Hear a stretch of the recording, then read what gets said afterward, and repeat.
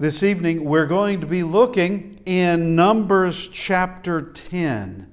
Numbers chapter 10. And we're going to look at the words that Moses says at certain points. And that would be when the Ark of the Covenant is taken up and moved forward to where God leads Israel in the wilderness, to where it camps for the evening, or maybe camping not just for the evening, but it could be for weeks. But this is Israel in the wilderness. And Israel has been taken out of Egypt in the book of Exodus. Moses has, by this point, we're in Numbers chapter 10, Moses has been on Mount Sinai, has received the full law. He's received it. They have built the tabernacle. They have built the Ark of the Covenant, the table of showbread, the altar, altar of incense. They have built all those things according to the specifications of God, and God becomes very, very specific. He's very specific as to the details of these objects, from what the tabernacle is going to be made out of, to the very rings holding up the curtains, to what the Ark of the Covenant is going to be made out of. Everything about it is very specific, and that's been accomplished. Also, the priesthood has started, and it has in fact lost two of its priests. That would be Nadab and Abihu. These sons of Aaron were destroyed because of a casual nature, too casual of a nature. You shouldn't have a casual nature at all. But of serving God. And God strikes them dead because they used fire for the incense that they were not commanded to use.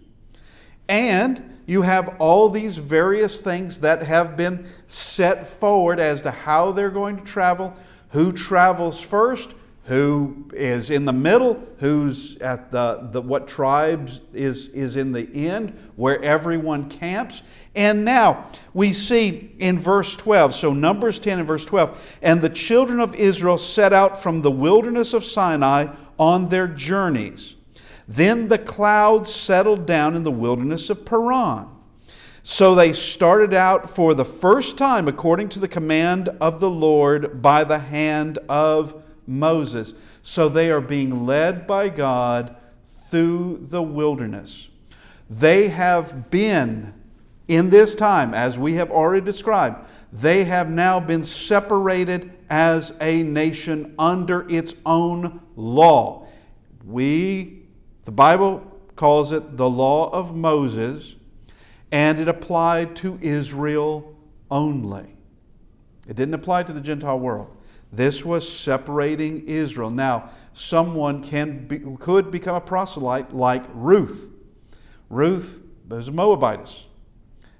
She's not Israel, but she could become one of Israel. She could with her mother-in-law Naomi, she could become one of Israel as a proselyte and following God. Under the law of Moses. Now, we have a nation that has been organized around Sinai, organized in the wilderness in ways that it had never been. When it left Egypt, it was not like it's leaving now, moving forward in the wilderness. It now has a priesthood. We've already mentioned that. It now has set sacrifices that are to be performed by the Levites, and all of these functions that are there, that the Levites are to handle. And they are heading toward the land that God promised them. They are heading there. And He would take them right on in, but they refuse. Now that's a different lesson altogether. But they are heading toward that land.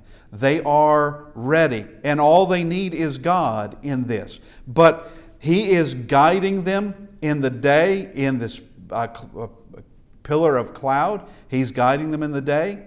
When that pillar of cloud rises and moves, that's when they've got to all of you have the priests that come in and disassemble the tabernacle and wrap the furnishings up, and you have other Levites coming in, and they're moving that, and all Israel then moves along with it.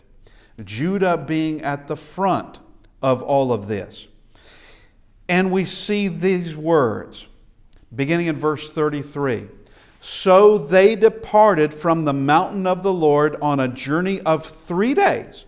And the ark of the covenant of the Lord went before them for the 3 days' journey to search out a resting place for them. And the cloud of the Lord was above them by day when they went out from the camp. And so it was, whenever the ark set out, that Moses said, whenever the ark is moving out, he says, and this is a continuation of verse 35, Rise up, O Lord, let your enemies be scattered, and let those who hate you flee before you. So, when the ark is moving forward, this is what Moses says. Now, does he say this where only a few people can hear him? Does he say this out loud where more people can hear him? I don't know. But this is what he says.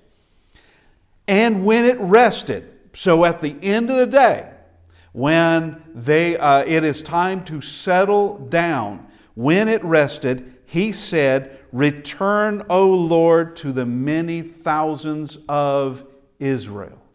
So he says one thing, the first thing, when it begins to move forward. He says this when it is settled down and God has commanded them, has shown them where they are now to camp. So we're going to look at both these things bit by bit. Rise up, O Lord. So the ark is moving. Rise up, O Lord. Let your enemies be scattered. Let those who hate you flee before you. Now, here's some things from this. One, God had enemies in the ancient world. Among the ancient people, He had enemies. You think those that were before the flood who were so wicked, you think they weren't enemies of God? They were enemies of God. Those are very ancient people. But you had people in the days of Abraham. You had people in the days of David. You had people that in the days of Nehemiah, that there were enemies. There were enemies of God living in the ancient world. And we also see explained to us in historical record in Romans chapter 1, beginning in verse 18, going to verse 32, describing the Gentile world and those who wanted to suppress the knowledge of God. They wanted to live without Jehovah God, which means, yes, the Gentile world did know at one point, they did know concerning Jehovah. Now, some could have very well have known Him and known of Him, but by and large, you get to a point in the Gentile world where there's more ignorance than anything else. But Romans 1 in verse 18, beginning there, shows of that decline and a hatred for the truth. Then the truth was God exists. He is creator over all things. And He's not a tree. He's not a mountain. He's not the God of the sky or God of the oceans only. He is creator of all things and demands righteousness out of us. Now, God had enemies in that ancient world, and even David. Now, I know David comes after Moses, but David in Psalm 14 and verse 1, the fool has said in his heart, there is no God. That's an enemy of God, is one who says, there is no God. A fool who's foolish enough to say that. God's purposes also in this God's purposes cannot be stopped. They cannot be subverted. They cannot even be paused. They cannot be confused. God's purposes cannot be routed. God's purposes are going to occur because His will is going to occur, and you cannot stop it. Whether it happens to be the Christ upon this earth, or whether it happens to predate Christ on this earth to the peoples of trying to destroy the people where the Christ would be born from, God's purposes are going to be completed. And you cannot stop it. When God wants that ark to move forward and move a little bit closer to a land that is promised to Abraham, that is another purpose that was there. A promise to Abraham, you cannot stop it. Regardless of trying to hire Balaam, regardless of getting your armies together and combining armies together, you can't stop it at all. And as we made mention, you can't stop this nation of Israel, because this is the nation that God has set aside. He has set it for a special purpose, and it is to bring in the Christ. He has them under a separate law to bring in the Christ. That's why it is there. And when the Christ has arrived, when He has done His full duty and died on the cross, ascended into heaven, and sat at the right hand of God, everything about that law, everything that was there has been fulfilled. That part of His purpose has been fulfilled, and you cannot stop it. Well, getting Israel out of Egypt, this nation out of Egypt, was a purpose. And it was to fulfill the promises that weren't just a land promise to Abraham, but it was that all the nations will be blessed. And they're not going to be under Pharaoh. They're going to be under God. That's who they're supposed to be. Now, they'll rebel time and time and time again, but they are to be under God. And He is bringing them through this wilderness, and He will, in fact, do what He has determined He's going to do. Now, here comes the next one. Some of the biggest threats, that is, some of the biggest enemies that Israel had were, in fact, inside Israel. They were Israel. You know, it is one thing to have an enemy on the outside and everyone kind of gathered tightly together, and we're going to pray to God together, and we're going to be strengthened, and we're going to having faith in God, we're going to overcome this enemy. That's one thing. But it's another thing when you have what we'll just call them infiltrators. They are the enemies of God inside the camp, and they spread discouragement. They try to destroy morale and to destroy faith. They try to wrestle authority and to make themselves the authority. That would be people like Korah. There are those who would complain against God. Well, that is not good. And it breaks down morale. It breaks down faith. It undermines all of that. And that is an enemy, and that is an enormous threat. It was within, and God would deal with that too. When Moses is speaking about the enemies of God, it doesn't matter who that enemy happens to be. Even if it happens to be Miriam for a point in time, or Aaron for a point in time. Even if it is them.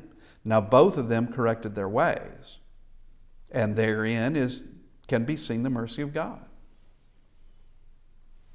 And when He speaks of the enemies, of God's enemies, even if they include your brother or your sister, let it be so.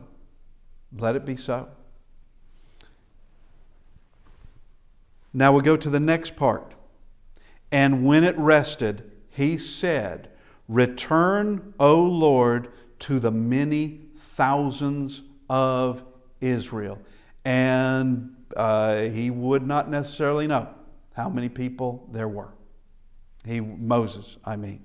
Return, O Lord. So here we are at the end of our travel day, and it's time to stop. God will call it the place where they are to now to camp, and everyone would know from where the ark was. There's the tabernacle. From where the tabernacle is, all tribes would know where they're camping from that, whether north, south, east, west. They would know where they're supposed to camp. All you had to know is which direction is which. That's all you had to know, and you'd know where you're supposed to camp. Because every tribe is assigned a place, and it surrounds the tabernacle. So everyone would know. Now, return, O Lord, to the many thousands of Israel. Yeah, here you have a people in the wilderness. They are, and we're going to refer to this again, absolutely dependent upon Him. All right, they have to be fed, because it's not as though they are farming there, because they're not. They can't farm there. It's a wilderness. There's a reason why nobody really lives there, or that it's just sparsely populated, because you can't have big cities where there isn't a good source of water, where there isn't a very good source of food. You can't have large cities there. You can't. And where you have desolate places, yeah, there could be some things, but it's not going to be enough for a large population. And God is taking care of them.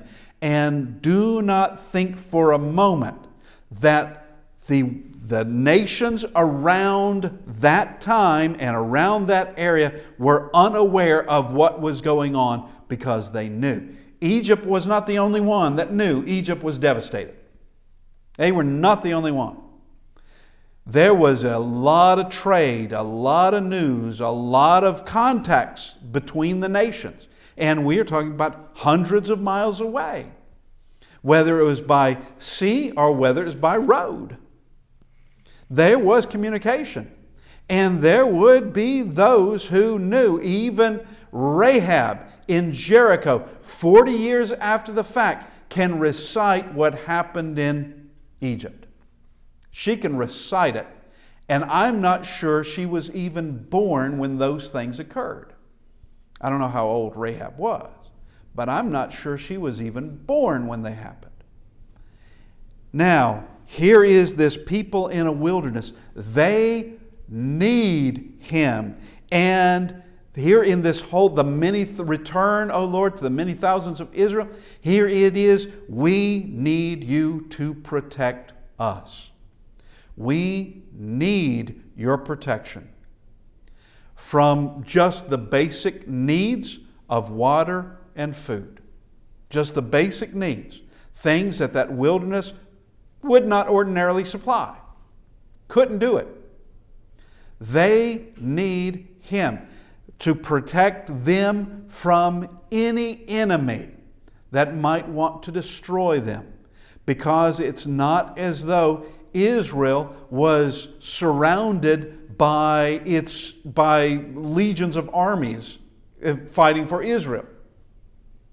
That there was no, what we would call a standing army. There was no standing army. There was no professional army.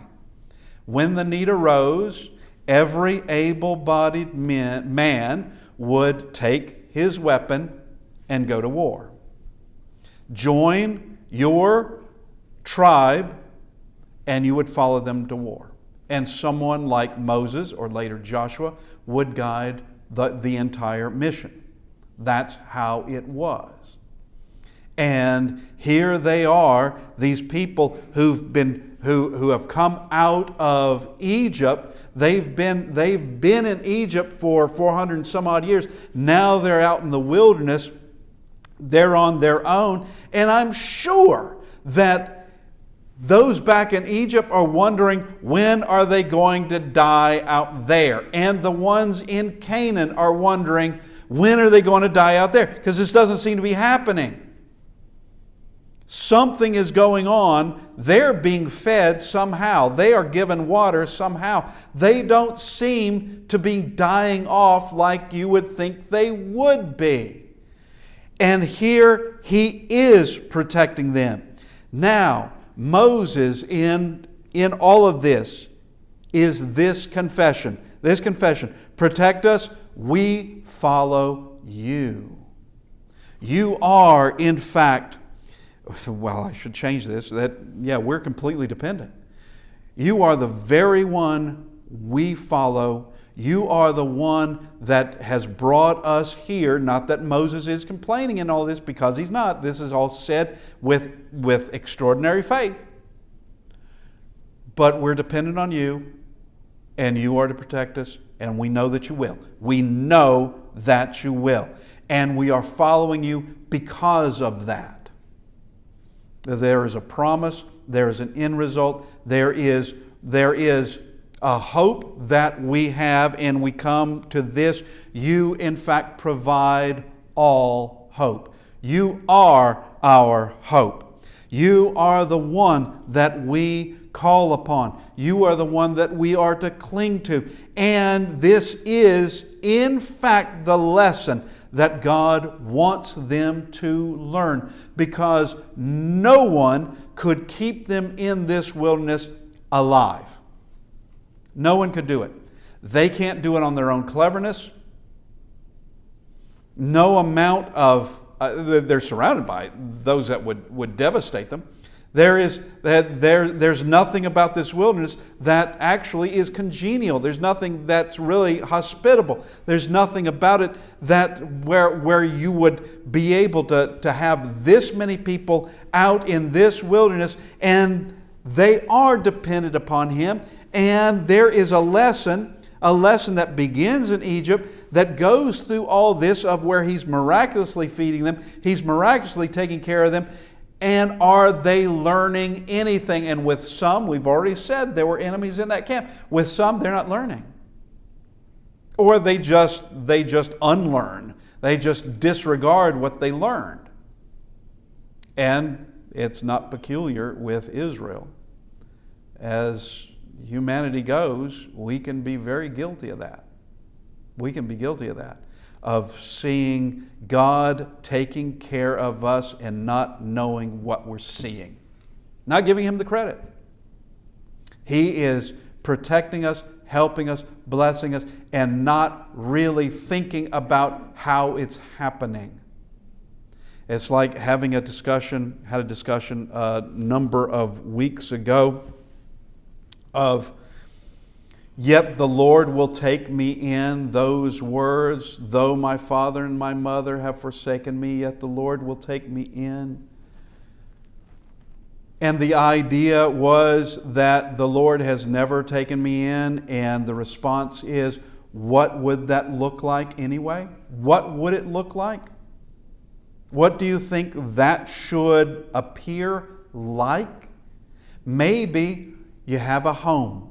You're fed, you're clothed, you are sheltered from the cold, from the heat. You are given everything that you need. Not everything that you want, because that'll be an endless list. But you're given everything you need. And in this, Moses does recognize the hope that is in God, and there's no one else who could possibly do it. Return, O Lord, to the many thousands of Israel. God provided everything for them. God gave them precisely what they needed. He was the one to protect them, and He did. And in time, He would have taken them into Canaan considerably earlier than they did. But because of their own cowardice and their refusal to go in, and listening to 10 spies who had no faith, they refused to go in. And so it's going to be a total of 40 years out in the wilderness. He's going to keep them, and there's going to be a generation that rises up there in the wilderness. The rest are going to die in time in those 40 years, and that new generation, that's the one that's going into, they're going to take Jericho, and then they're going to move forward. They're going to do it. He is the one that took care of them always. And these words from Moses are very powerful words. We need to recognize God in our lives. We need to recognize that we do not want to be any enemy of God. We do not want that. And it doesn't matter who the enemy is. Whether it's someone close to us or someone who's one of our, making themselves an enemy of us. Making themselves an enemy. It doesn't matter. An enemy of God is an enemy of God. And God's going to take care of that. God's going to protect His own. He's going to protect. Today, He is going to protect His church. Surrounded by persecution, surrounded by so much evil, surrounded by so many terrible influences, yet He will help us and supply every spiritual blessing. This evening, we need to look in our lives because judgment is going to be here. The day of judgment, when all of this material realm is burned away, and the only thing left from this creation are human souls. And those souls, all of us, all of humanity, judged by Christ. And Christ leading those who belong to Him, leading them home. And the others being cast away forever to not be remembered again. Cast away forever. This evening, if you need to respond to the invitation, we ask that you come as we stand and sing.